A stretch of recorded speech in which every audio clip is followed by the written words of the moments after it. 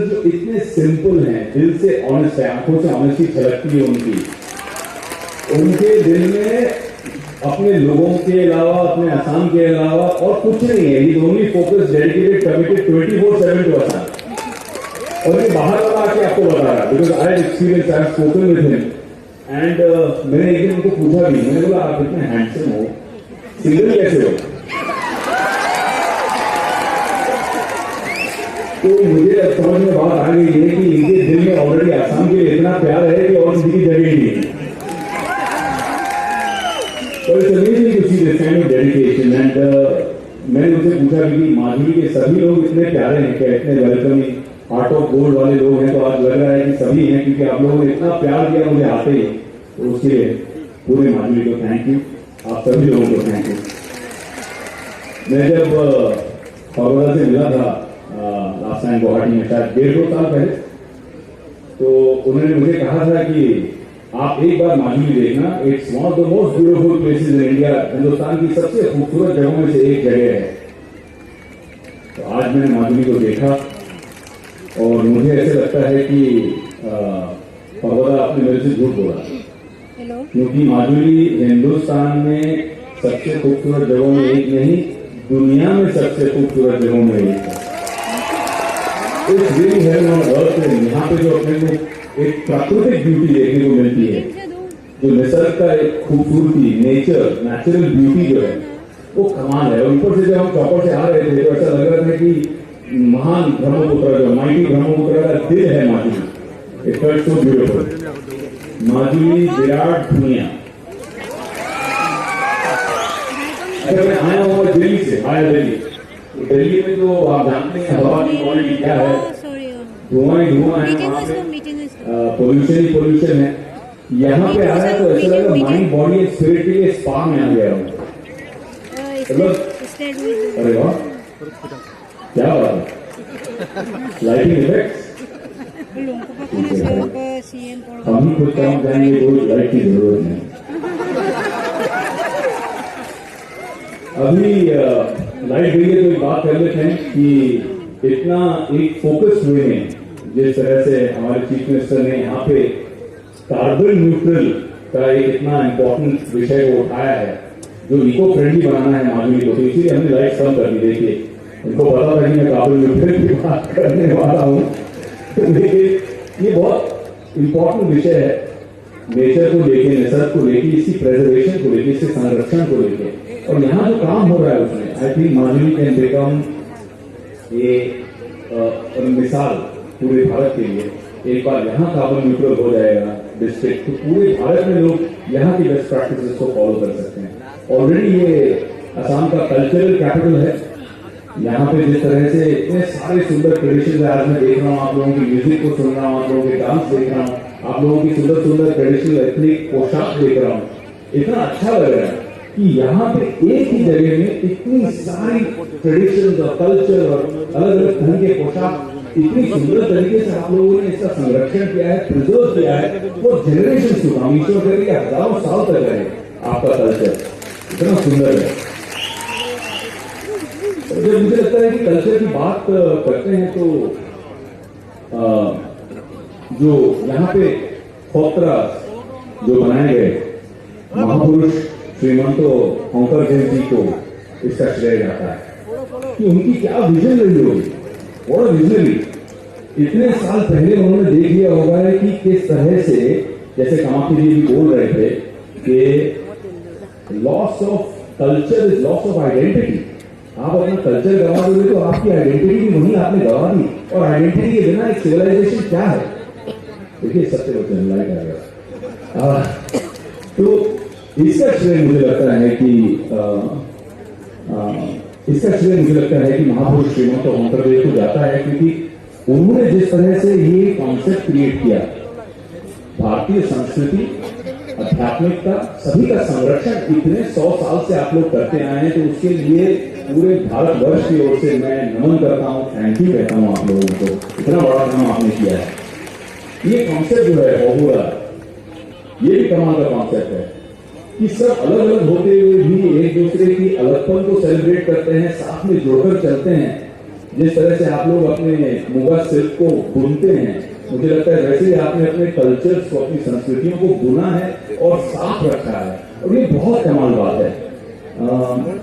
असम के बारे में जो बाकी का भारत है वो बहुत कम जानता है, और दुख होता है मुझे कभी, क्योंकि जब मैं असम के बारे में पढ़ता हूँ, रिसर्च करता हूँ, तो असम की जो ग्लोरी है, जो असम के वीरों की बात है, वो रेस्ट ऑफ इंडिया में ज्यादा ज्ञान नहीं है लोगों को। जैसे अगर मैं मंच से आप लोगों को पूछूं, वहां पे ऑडियंस में बैठे हैं, मंच पे बैठे हैं, पूछूं कि आप छत्रपति शिवाजी महाराज को जानते हैं, तो आप बोलेंगे हाँ बिल्कुल जानते हैं। मंच पर भी लोग पूछूंगा तो वो जानते हैं, बोलेंगे हाँ जानते हैं। लेकिन यही अगर मैं मुंबई में जाके किसी को पूछूं कि आप लेजेंडरी जनरल जो थे लसित बोरफुकन, उनको जानते हैं क्या, तो किसी को मालूम नहीं। होराई घाट की बैटल को आप जानते हैं क्या, किसी को मालूम नहीं। तो ये बहुत सैड पार्ट है। मुझे लगता है कि कहीं ना कहीं जिस तरह से एक हमारा ये जो असम की जो ग्लोरी डेज है, ये ग्लोरी डेज के बारे में ज्यादा प्रचार होना चाहिए। मैं खुद चाहूंगा कि आपके अगले कार्यकाल में, क्योंकि जीतेंगे तो आप पक्का, मैं यहाँ आऊं और यहाँ पर मैं एक फिल्म या एक सीरीज लसित बोरफुकन के नाम से, किस तरह से उसने चतुराई से, वीरता से मुगलों को हराया, जबकि मुगलों का अगर आप देखें तो सेना इतनी बड़ी थी, इतने ज्यादा लोग जो भारत द्रोही थे, छोटे छोटे राज्य अपने ही स्वार्थ के लिए उनको सपोर्ट कर रहे थे, उसके बावजूद उनको किस वीरता से हराया, किस चतुरता से हराया, ये बहुत लेजेंडरी कहानी है। और जब में ये बना हुआ है, ये भी बात है कि 75% जो टैलेंट होगा वो यहीं से होगा, आसाम से होगा। इतने खूबसूरत लोग बैठे हैं यहाँ पे ऑडियंस में, इतने young handsome good looking girls boys सब बैठे हैं, इतने टैलेंटेड आर्टिस्ट बैठे हैं, इनको स्क्रीन पे लाना चाहिए। क्यों करे बोलो भी नहीं। मुझे लसित बोरफुकन जी का एक बात याद आ गई, करेक्ट बोलने की कोशिश करता हूं मैं। देखो कोई मुमाए डांगोर ना हो, और यही हमारे फॉलोअर अभी फॉलो करते हैं, क्योंकि इनके लिए पूरा आसाम, पूरी माजुली ही उनकी कोरियाल है। कोरियाल करेक्ट है। तो हम लोग यहाँ पे काफी काम कर रहे हैं आसाम में, बहुत खुशी होती है कहते हुए कि एकल विद्यालय का ग्लोबल एम्बेसडर हूं। तो यहाँ आसाम में छोटे छोटे गांव में, ट्राइबल विलेजेस में हमारे इस वक्त 4000 स्कूल चलते हैं। 1 लाख से ज्यादा छोटे छोटे बच्चों को हम लोग फ्री एजुकेशन दे रहे हैं इस वक्त आसाम में अंदर एकल विद्यालय। माजुली में अकेले हमारे करीबन 200 सेंटर हैं, और यहाँ पे कम से कम 6000 बच्चों को हम पूरी तरह से सपोर्ट कर रहे हैं, 4वीं कक्षा तक कि वो पढ़ाई लिखाई करके आगे बढ़े। हम चाहते हैं कि असम की यूथ जो है, जो यहाँ की ताकत है, वो आगे बढ़े।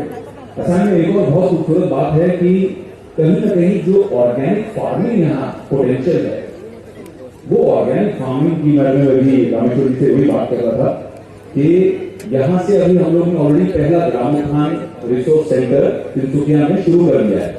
तो यहाँ से हम ऑर्गेनिक फार्मिंग से ब्लैक पेपर, काली मिर्ची को सोर्स करके विदेश भेजना शुरू कर चुके हैं, ताकि यहाँ पे व्यवसाय हो। और मुंह में डाल दिया और चबाने लग गया। अब वो भारतीय युवा देख रहा है कि क्या हो रहा है।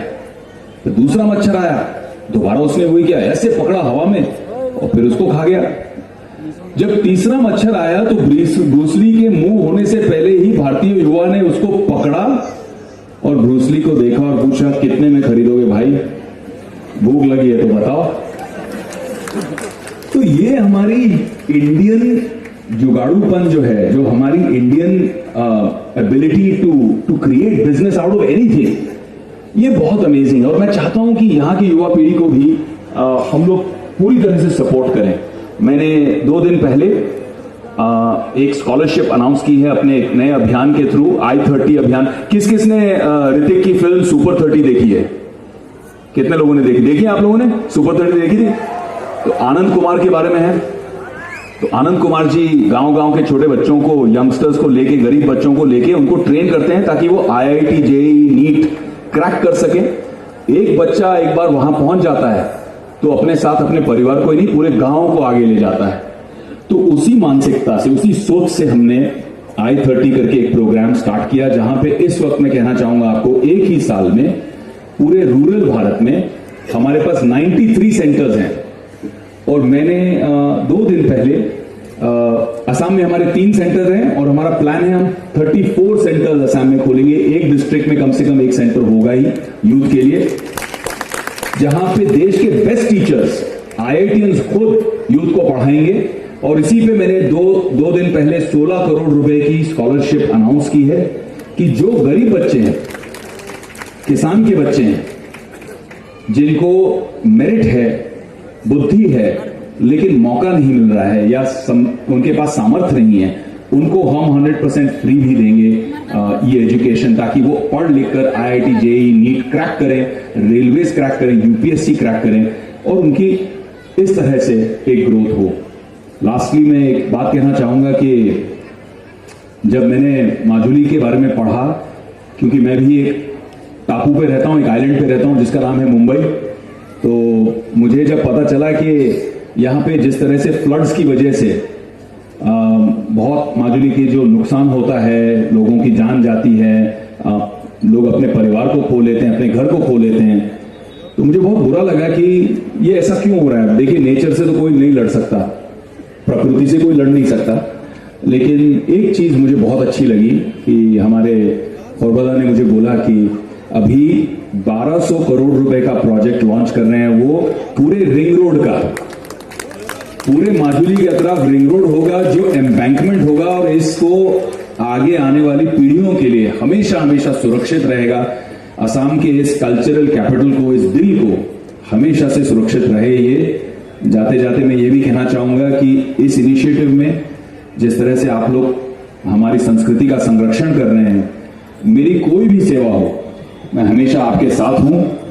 आम्ही आपुना लोकोक केटियाओ ओकोले नेरू।